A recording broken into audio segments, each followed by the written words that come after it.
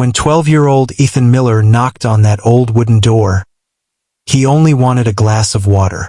His clothes were dusty, his shoes worn out, and his voice soft from exhaustion. But the moment the door opened and Margaret Collins saw his face, the glass slipped from her trembling hand and shattered on the floor. Her knees gave out, and tears filled her eyes as she whispered, "Oh my God! How is this possible?" That knock wasn't just a child asking for water. It was the sound of her past returning after 13 long years of grief. If the story touched your heart, show your love, like, share, and comment your thoughts. Margaret Collins had lived alone for most of her life. Her small house sat on the edge of Maplewood, a quiet town where everyone knew each other's names, and everyone knew Margaret's story. She was the woman who had lost her baby in a tragic car accident over a decade ago.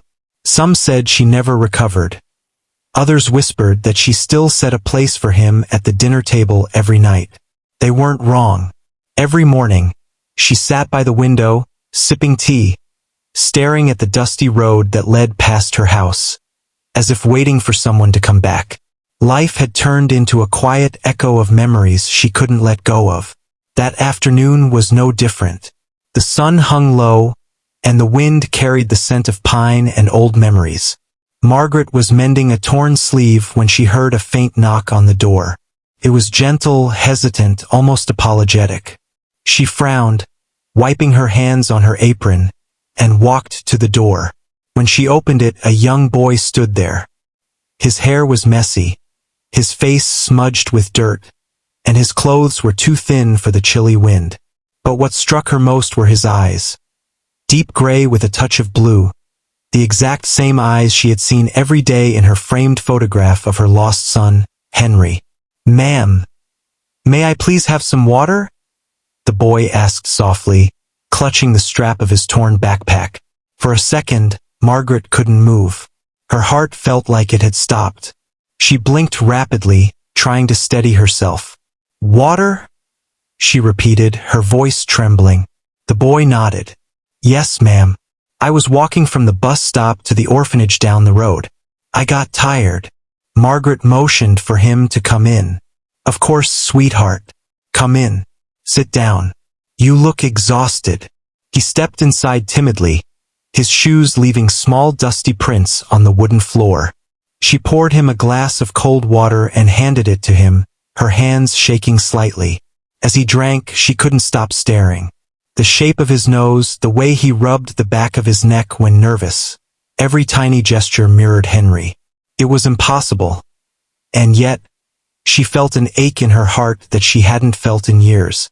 "What's your name, dear?" she finally asked. "Ethan," he said between sips. "Ethan Miller." Her breath caught. "Miller?" she whispered. That was her maiden name before she married. "Yes, ma'am. My mom said that's my real last name before I was adopted, but I don't remember her. She passed away when I was a baby."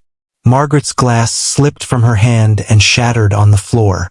Tears filled her eyes as she fell to her knees, covering her mouth with both hands. Ethan rushed toward her. "I am sorry, did I?"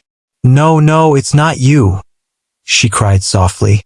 You just look so much like someone I lost." Ethan crouched beside her, his small hand hesitantly touching her arm. "I didn't mean to make you sad." She wiped her tears and forced a smile. "You didn't, sweetheart. You reminded me that love never really leaves us." She led him to the living room and gave him a sandwich.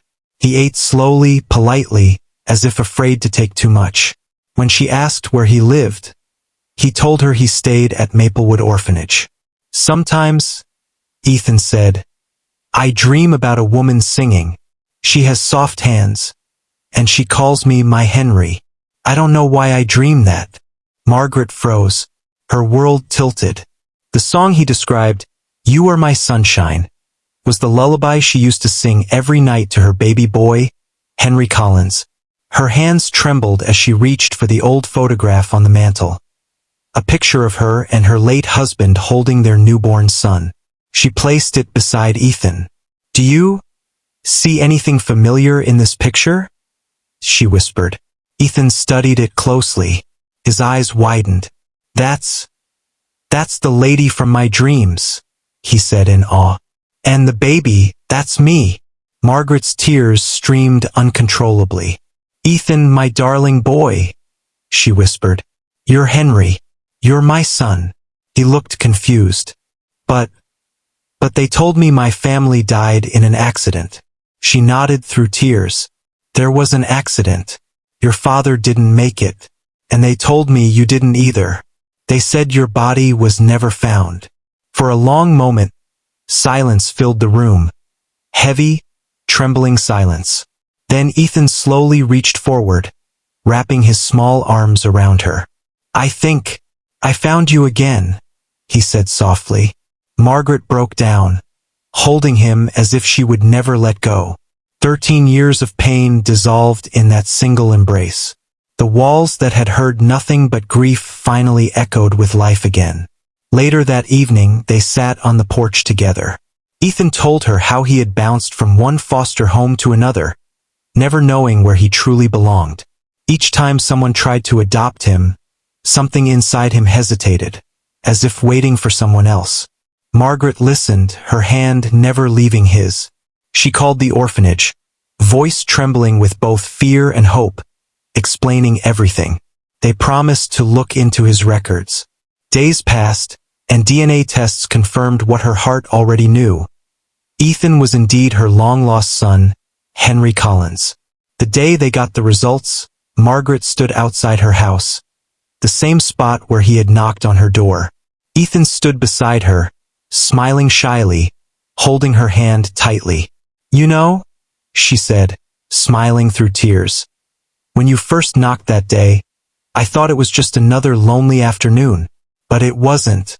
It was the day God gave me my reason to live again. Ethan looked up at her, eyes bright. I think maybe he gave me water that day too, he said. Not the kind you drink, the kind that fills your heart. Margaret laughed softly, pulling him close. Oh, my sweet boy, you filled mine too. The sun dipped low, painting the sky with golden hues, wrapping mother and son in a glow of warmth and second chances. For the first time in 13 years, Margaret set 2 plates at the dinner table, and this time both were filled.